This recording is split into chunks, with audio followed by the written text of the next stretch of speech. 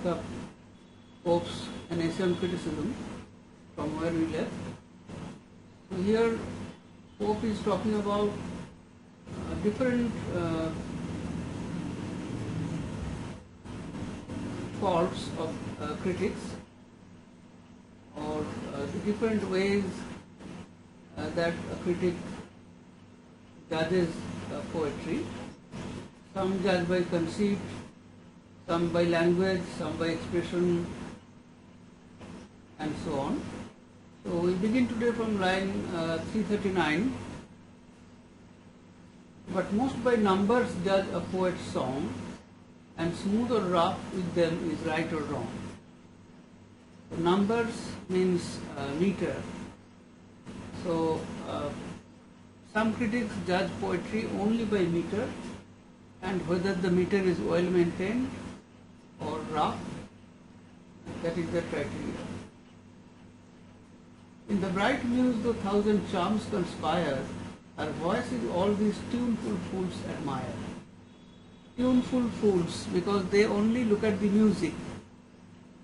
So, muse has many aspects, poetry has many qualities, but only the voice of the muse or the music of poetry, that is what these critics judge. Who haunt Parnassus but to please their ear, not mend their minds, as some to church repair, not for the doctrine but the music there. So like those who visit the church only for the music, but not for the sermon or the doctrine. These equal syllables alone require, though of the ear the open vowels tire, while expletives their feeble aid to join, and 10 low words oft clipped in one dull line.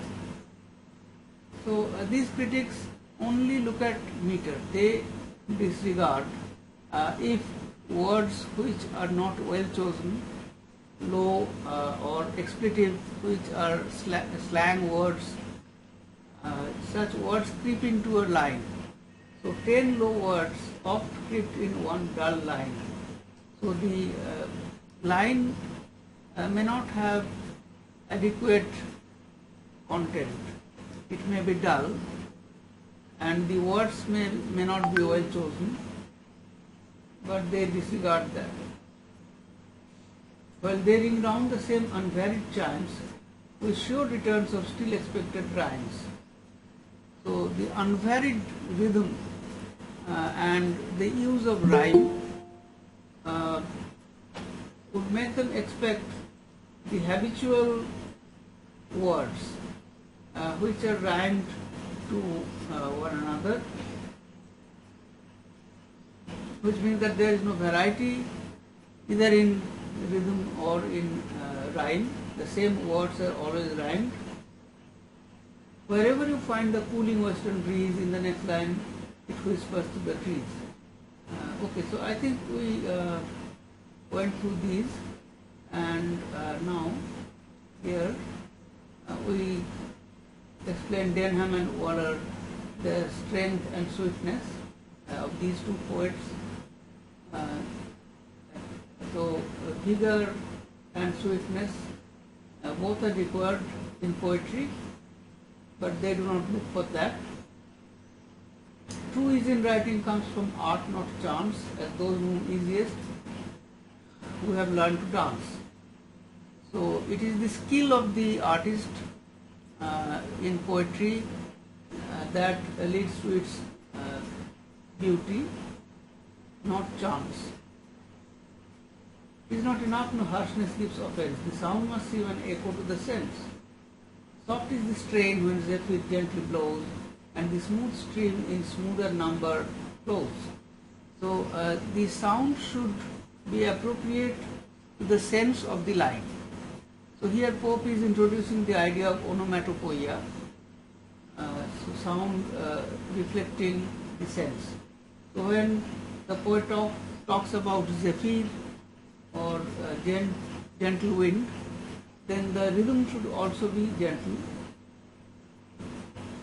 But when loud surges lash the sounding shore, the hoarse rough verse should like the torrent roar. So when the sense is that of some great action or violence, then the rhythm should also reflect this roughness, this violence. When Ajax strikes some rocks, first wait to throw, the line to labors, and the words move slow. So Ajax trying to throw a heavy rock, he is laboring, so the line should also have a slow laboring rhythm. Not so when swift Camilla scouts the plain, flies over the unbending corn and skims along the main. This is a reference to Camilla, queen of the Volsci, who was brought up in the woods and according to Virgil was swifter than the winds. She led an army to assist Turnus against Aeneas. So she ran very swiftly and she also skimmed the water of the sea, that is swimmed very swiftly. So when that is described, then the rhythm should also be fast. This passage refers to Dryden's ode Alexander's Feast or the Power of Music. Timotheus mentioned in it was a musician of Boeotia, a favorite of Alexander, not the great musician Timotheus who died before Alexander was born. So here Pope alludes to Dryden's poem Alexander's Feast. Here how Timotheus varied lays surprise and bid alternate passions fall and rise. So in Dryden's poem we see this kind of perfect onomatopoeia where the sound reflects the sense. While at each change the son of Libyan Jove now burns with glory and then melts with love. Libyan Jove stands for Alexander. So his different passions are represented in Dryden's poem. Now his fierce eyes with sparkling fury glow, now sighs steal out and tears begin to flow. Persians and Greeks like turns of nature found, and the world's victor stood subdued by sound. Therefore, this passage itself, the passage on Timotheus and Alexander in Dryden's poem, this passage talks about the influence of music as Alexander stands subdued by sound.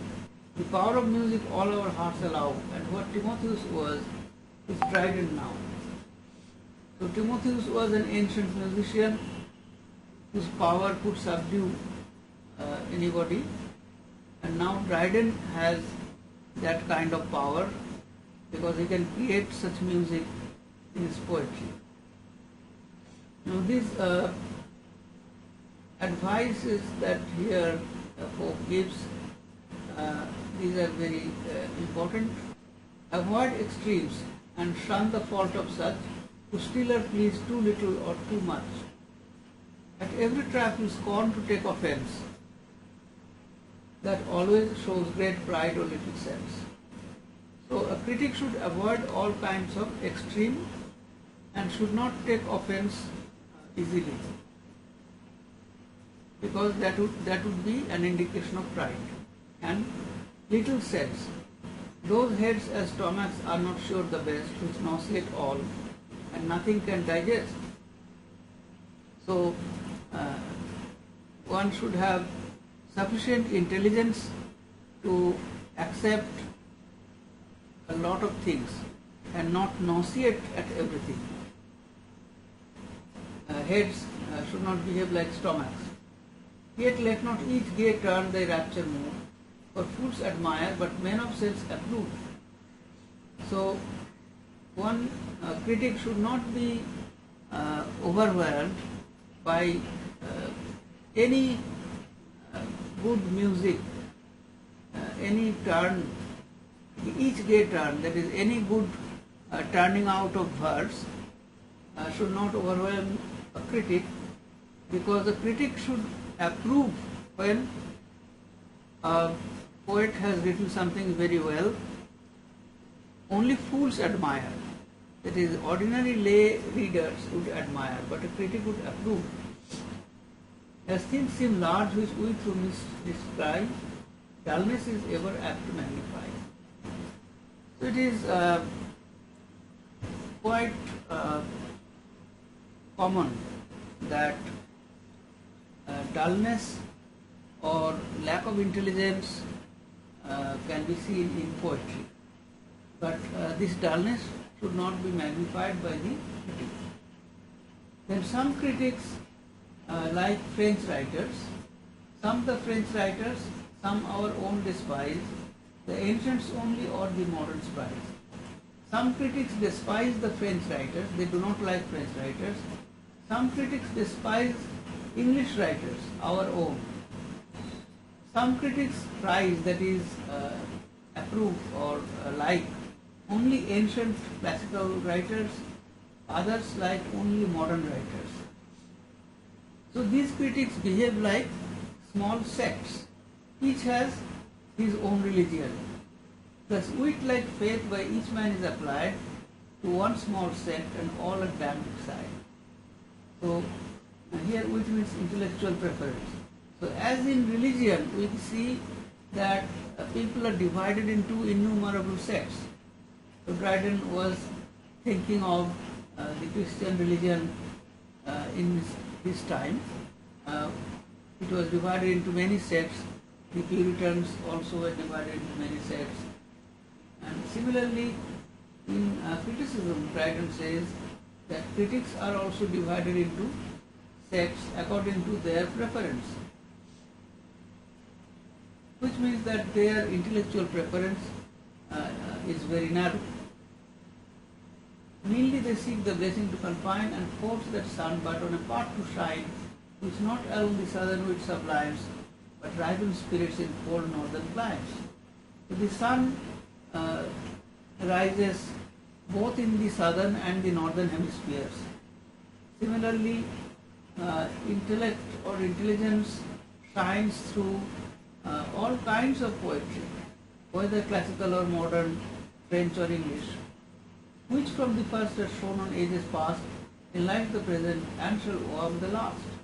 The sun has shone over all civilizations, all cultures. Similarly, poetry also shines over all ages.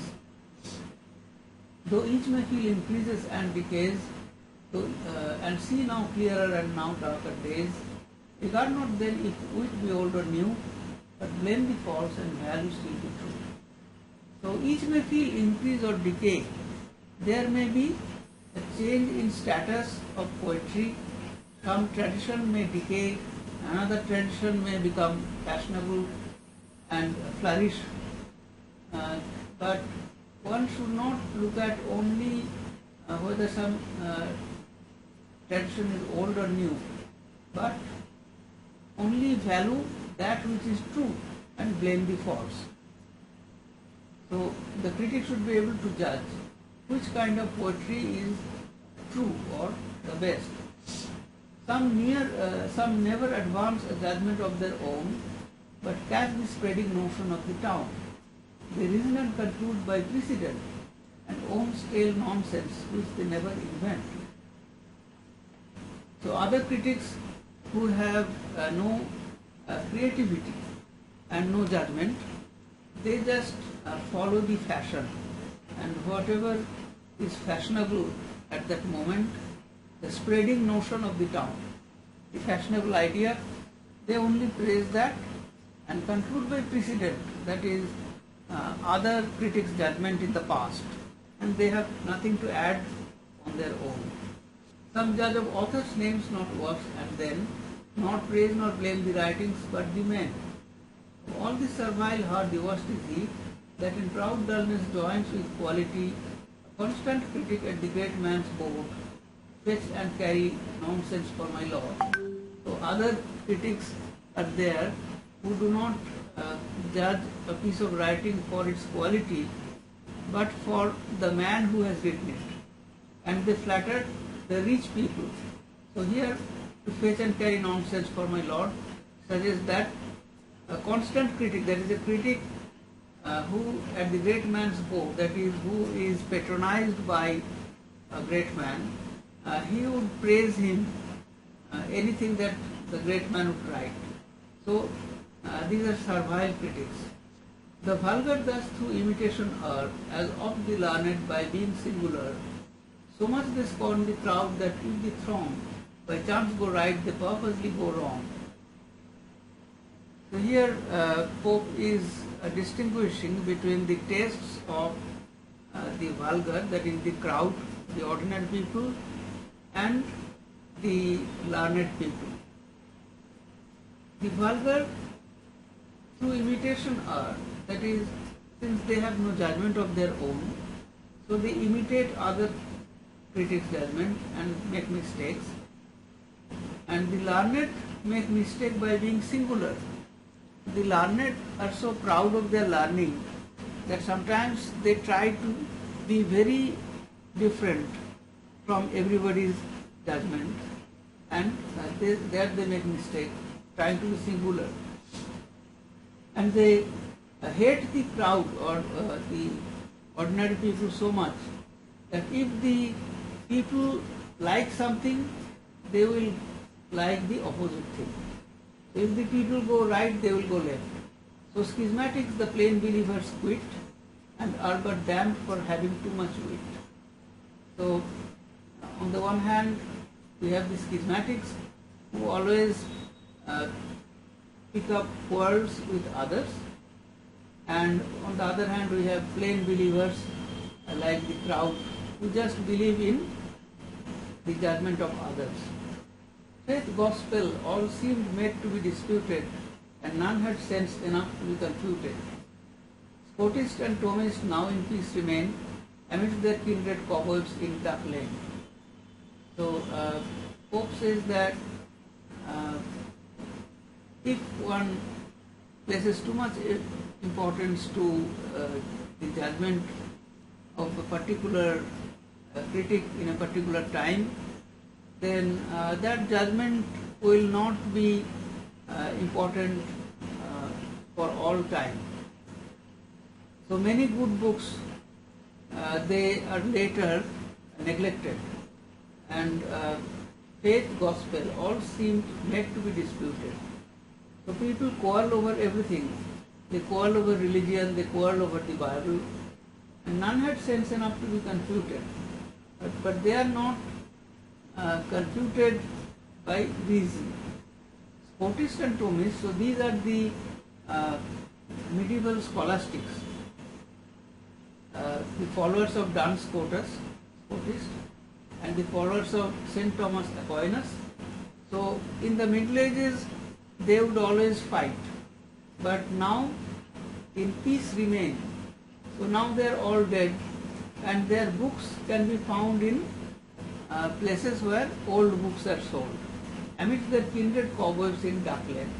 So Duck Lane was a place near Smithfield where old books were sold. So that is the fate of writings or literature or the judgment of people, which was once very strong, and people who quarreled among themselves, they find a similar fate in the future. If faith itself has different dresses worn, what wonder modes in which should take that turn? So if even religion may have different variants, different sects, then no wonder that fashion in wit, in literature, would have different turns. Oft leaving what is natural and fit, the current folly proves the ready wit. So the current fashion, even though it is foolish, it is proved to be the ready wit. It is appreciated in its time. And authors think their reputation safe, which lives as long as fools and priests laugh. So writers think that as long as people admire their works, their reputation is safe. But these admirers, they might be fools. So if fools are laughing reading their works, that does not mean that their reputation will be safe for all times. Pride, malice, folly against bride and rose, in various shapes of persons critics boast, but sense survived when merry jests were past, for rising merit will buoy up at last. So Pope again gives us the example of Dryden and says that when Dryden was writing, then there were many people who criticized him, pride, malice, folly. So all these could be seen in critics, persons, that is priests, beaux, fashionable gentlemen. They all criticized Dryden. But ultimately sense survived. So that which is true, true judgment based on merit. So merry jests or trivial judgment, that will be forgotten. But merit will buoy up at last. So when everything sinks, merit will come up and float on the surface. Mighty return and bless once more our eyes. New Blackmoors and new Milbournes must arise. If Dryden today came back, then again people who will rise who would criticize him. So Blackmore, Sir Richard Blackmore and Reverend Luke Milbourne, they were critics of Dryden. Nay, should great Homer lift his awful head, Zoilus again would start up from the dead. So whenever there is a great poet, great critics would also rise. That means poets, there is no poet who is not criticized by somebody. Envy will merit as its shade pursue, but like a shadow proves the substance true. So the envy of a critic, like a shade or shadow of the poet, pursues the poet. But since there is a shadow, that proves that there is also substance. So envy is not indicative of the poor quality of writing. But if there are envious critics, that would mean that writing has some substance. For envied wit, like Sol eclipsed, makes known the opposing body's grossness, not its own. A comparison taken from solar eclipse. So when the sun is eclipsed, then we know the grossness or the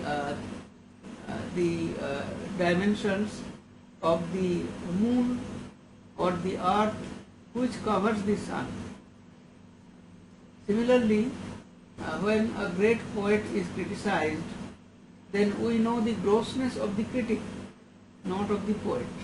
When first that sun too powerful beams displays, it draws up vapors which obscure its rays, but even those clouds at last adorn its way, reflect new glories and augment the day. So when the sun shines brightly, finally the sun comes out of the eclipse and shines brightly, and all vapors, that is all criticism appears to be false and redundant. And even though there are clouds, that is some mild criticism of a poet, but that only reflects the glory of the poet. So if there is always some criticism of a poetry or of a poem, that should not mean that that work is essentially bad, but it would rather mean that it is substantial enough, important enough to attract criticism. Be thou the first to merit to be friend, his praise is lost, who stays till all comment. So a critic should try to be able to discern the qualities of a poet. So if there is a new poet, a critic should immediately be able to judge his qualities.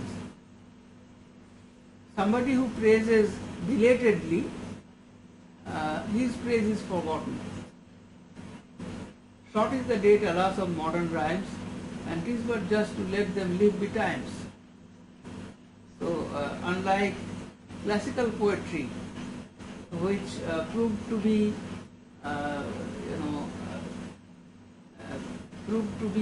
good enough to last all these thousands of years, modern poetry, modern rhymes, their glory will be very short. No longer now that golden age appears when patriarch wits survived 1,000 years. So in the Bible we see reference to patriarchs who lived for 1,000 years. But that golden age has gone, and today people no longer live for so many years.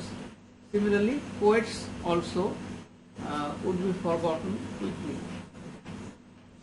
Now, length of fame, our second life is lost, and bare 60 is all even that can boast.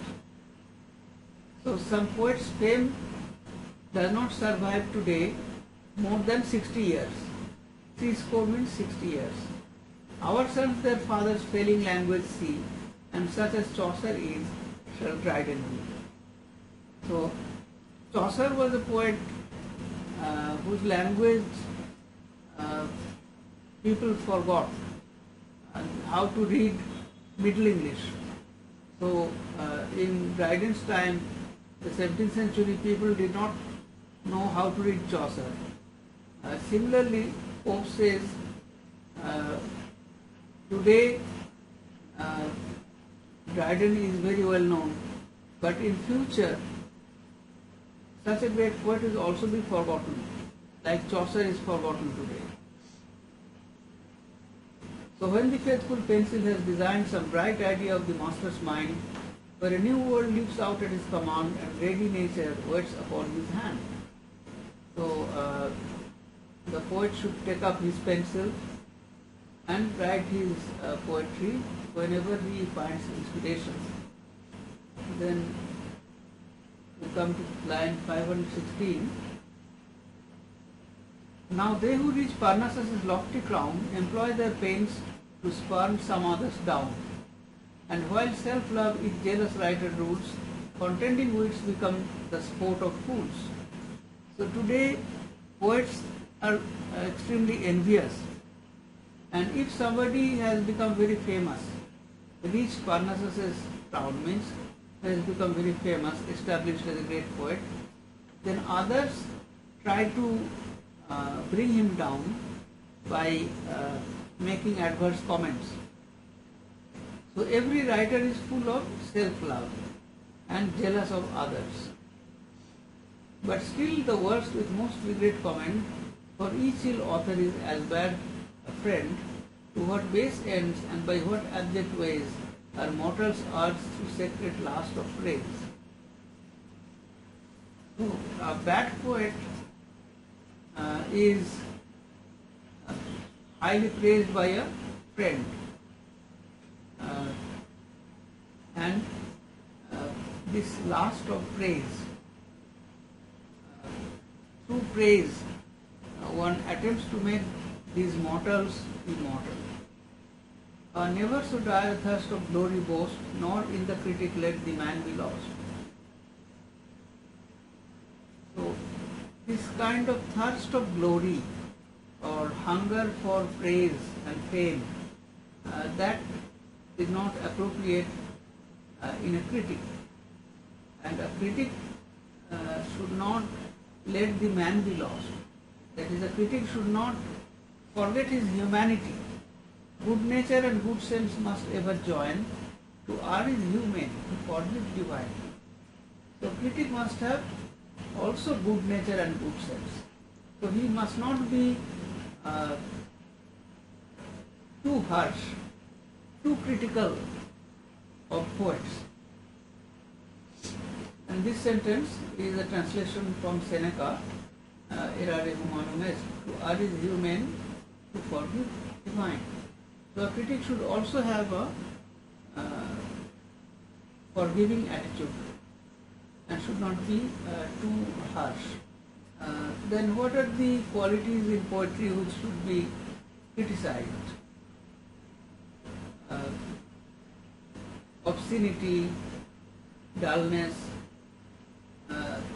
these are as shameful as importance in love. So, in the fat age of pleasure, wealth and ease, sprung the rank wit and thrived with large increase, when love was all an easy monarch's care, seldom at council, never in a war. Guilds ruled the state, and statesmen first sleep. The wits had pensions, and the young lords had wit. The fair sat panting at a courtier's play, and not a mask went unimproved away.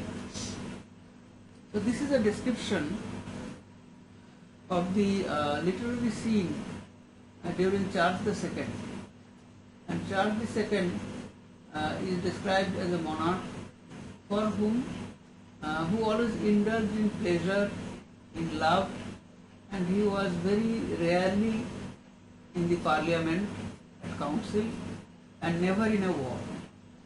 So the quality of everything in his court was very poor, and the audiences of the plays were mostly women, and at the time the ladies went to the theatre wearing masks, and not a mask went unimproved away.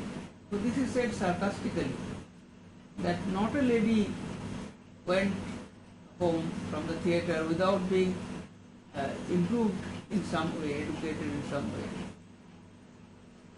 The modest fan was lifted up no more, and virgin smiled at what they blushed before. The fan in the Restoration period, ladies used a fan, which you often find reference to in Restoration drama. The fan was lifted to sometimes to hide the face of the lady for the sake of modesty. But there was little modesty in this time, so no fan was lifted up. And virgins previously who would blush because they were modest, now they smiled at, which means that in the court of Charles II, ladies did not have any modesty, and the overall quality of writing and culture went down. Then came the reign of William III. The following license of a foreign reign, because William III came from the Netherlands, did all the dregs of bold Socinius drain. Socinius was a Puritan theologian who equated religion with morality. So during the reign of William III, religion became of very little importance, and therefore Socinius equated religion with morality. Then unbelieving priests reformed the nation. The priests who were powerful in the Reformation, they reformed the nation, but the Socinians denied the existence of the Trinity. Now, you have to remember that Pope was a Roman Catholic. So, priests who did not believe in the Trinity, they were unbelievers. They were not good Christians, and taught more pleasant methods of salvation. Salvation cannot have any pleasant method, but the priests made it appear to be very easy. Where heaven's free subjects might their rights dispute, lest God himself should seem too absolute, as if people can quarrel with God and claim their rights. Pulpits their sacred satire learn to spare, and vice admired to find a flatterer there. They did not satirize pulpits, they did not satirize the churchmen, and vice was flattered. Encouraged thus, which titans braved the skies, and praise groaned with licensed blasphemies. So, the writers of that time, Pope is humorously calling them witch titans, alluding to the fight between the titans and the giants. So the titans braved the skies or fought with the gods. That is, the writers, they wrote boldly and blasphemously. They wrote a lot of things which were not truly religious, and the press groaned with licensed blasphemies. So the press was compelled to print all these writings which were blasphemous because they were licensed by the king and the court. These monsters, critics, with your darts engage, here point your thunder and exhaust your rage. So these are the true monsters. When writers write something not approved by religion and something blasphemous, then critics should engage their darts, that is, attack such writing. Here point your thunder and exhaust your rage. So you attack such blasphemous writing, that would be appropriate.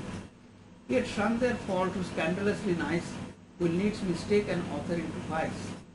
All seems infected that the infected spy, as all looks yellow to the jaundiced eye. So the critic should not have a jaundiced eye.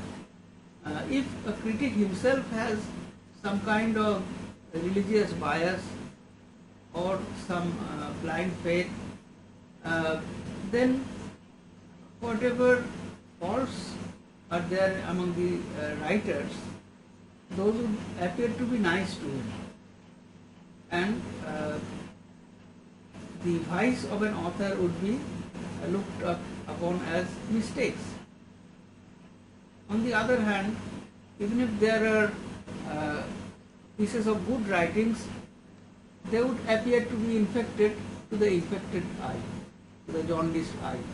So, as the jaundiced eye sees everything yellow, similarly a critic who is biased will read everything, will judge everything as written badly.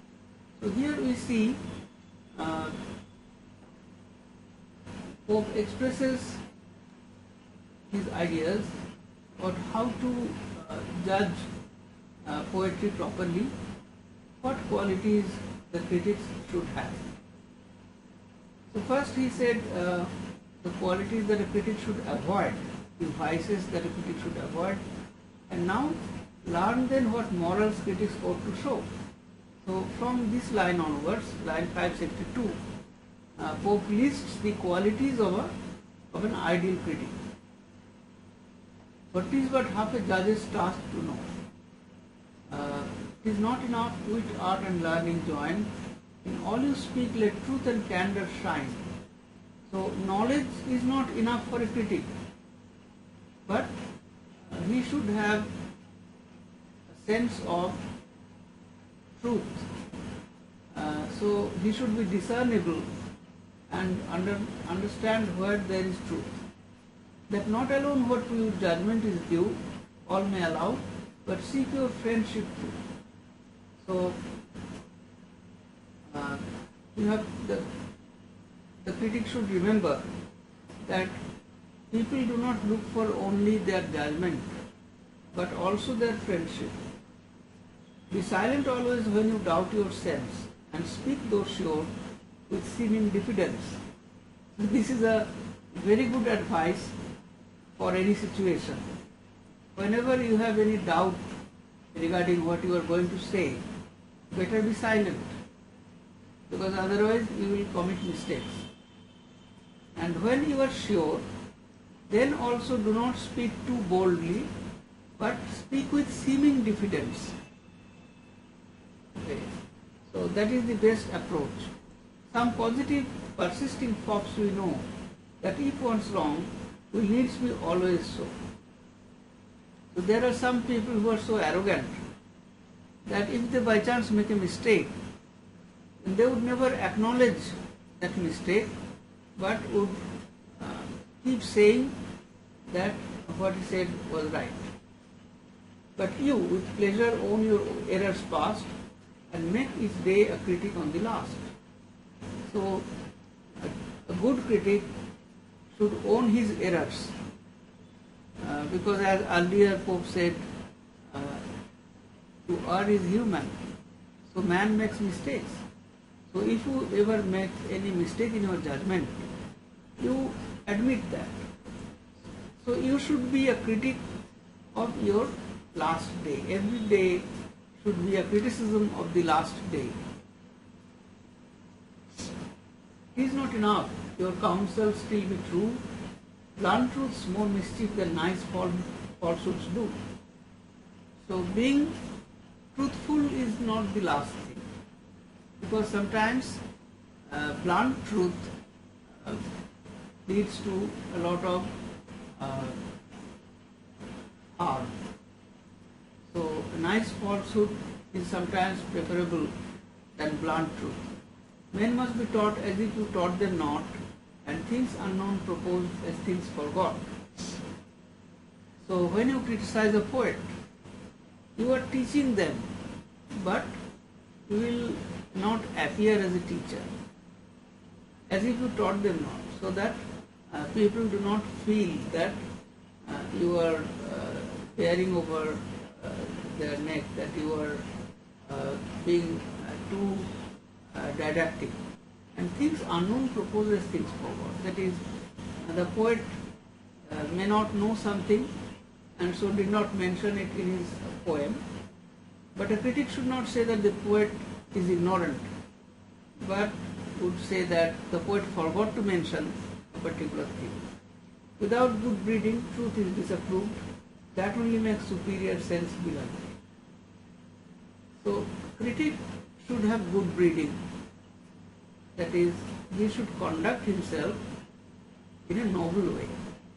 He should not be too harsh, too overbearing, too didactic, but should behave in a noble manner. Only then one who is superior is also loved. The negars of advice or no pretense, or the worst avarice is that of sense. You should not be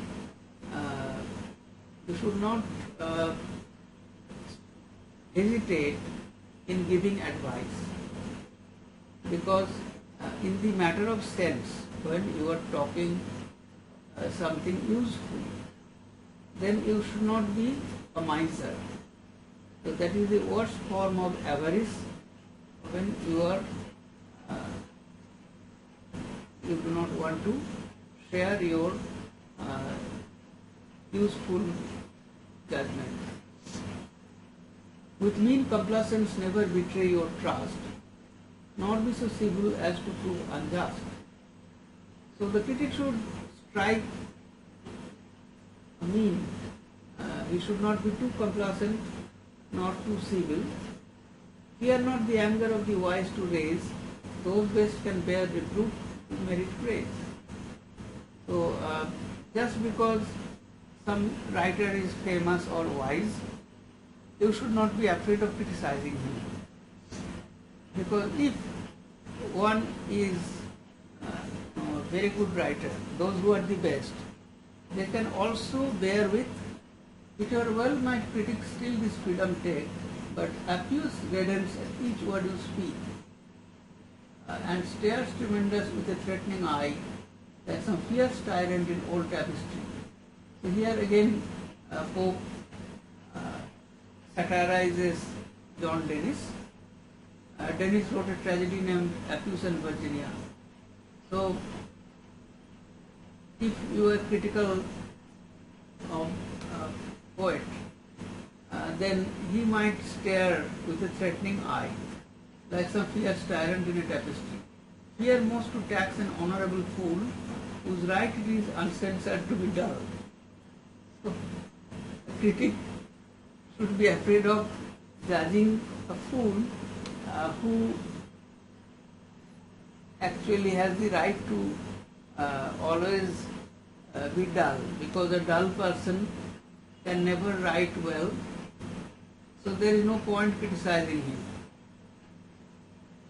Such without wit are poets when they please, as without learning they can take degrees. So these fools, even though they cannot, they do not have wit, they become poets. If they do not have learning, yet they can take degrees. Leave dangerous truths to unsuccessful satires, and flattery to fulsome dedicators. So these men, these kind of writers, let them deal with dangerous truths, whom when they praise the world believes no more, than when they promise to give scribbling over. So the such writers, even if they praise or they flatter wholesome dedicators, that is the practice of dedicating the poet's work to some rich man, so which was a kind of flattery. So when poets indulge in such flattery, then people do not believe in them. It is best sometimes your censor to restrain and charitably let the dull be paid. So there is no point criticizing such people, so you better restrain yourself and let the dull do their work. Your silence there is better than your spite, for who can rail so long as they can write? So dull writers carry on writing, and no point hounding them or going on criticizing them. Better to remain silent and ignore them. Still humming on their drowsy course they keep, and lashed so long like tops are lashed asleep. False steps but help them to renew the race, as after stumbling, gates will mend their pace. Dead means a worthless horse or a broken horse. So such poets, even if you lash them like a broken horse, it will not be able to pick up the pace. But crowds of these impenitently bold, in sounds and jingling syllables grown old, still run on poets in a raging vein, even to the dregs and squeezings of the brain, strain out the last dull droppings of their sense, and drying with all the rage of impotence. So what crowds of these poets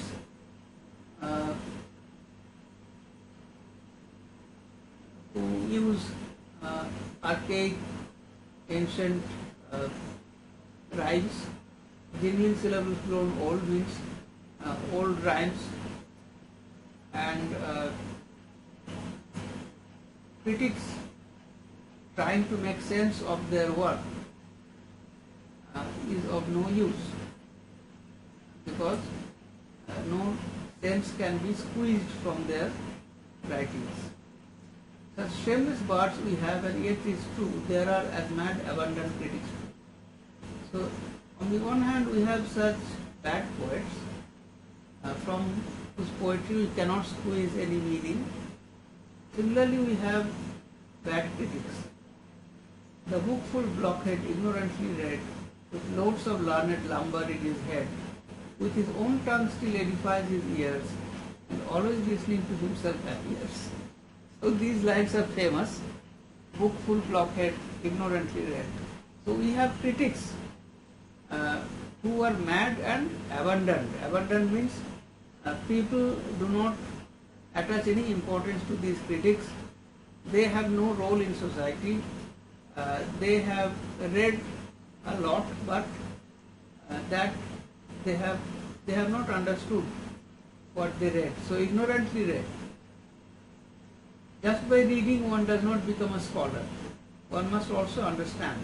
But these critics, they are blockhead, they are foolish, but bookful blockhead, they have read a lot of books, but ignorantly. So in his head there is loads of learned lumber that he does not understand, and he goes on babbling, goes on speaking, and nobody listens to him. He only listens to himself and edifies himself. All books he reads and all he reads assails, from Dryden fables down to two-faced tales. With him most authors steal their works or buy. God did not write his own dispensary. So here we have allusions to Thomas D'Urfé, his play, The Rehearsal, and Samuel Garth, a satirist, his book was Dispensary. So such foolish critics, they read all these uh, different poets and authors, Dryden, D'Urfey, Garth. Now, Dryden was a great poet, but D'Urfey and Garth, they were minor poets. But for such a foolish critic, they are all the same. Name a new play and he is the poet's friend, may show his faults, but when would poets mend? So such critics, they boast that you name any new play, they would boast that they have, that they know the poet, they even criticized him, showed his faults, but poets never take the advice, so the poet did not take his advice.